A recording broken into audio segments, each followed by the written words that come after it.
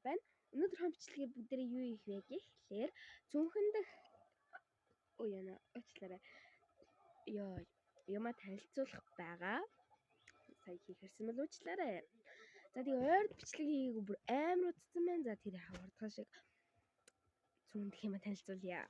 Энэ миний цүнх байна. Ийм цүнх. Бүгдийг гаргаад тэгээд энэс нь танилцуулаад хий гэж би бодлоо.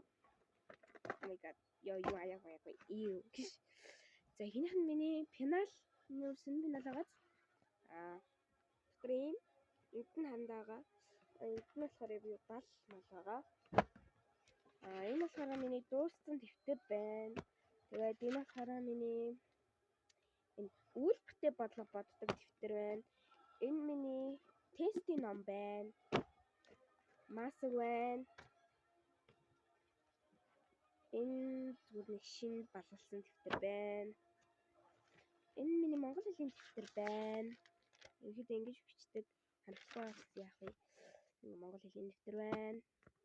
Энэ миний чэчгийн дэвтэр байна. Ингэж бичдэг. За энэ миний юу вэ? Ингээд цаастай нэг юм байх шиг байна. За энэ миний уншлагын дэвтэр байна. Ингээ юм уншаад ингээ тэмдэглэдэг дэвтэр гэсэн.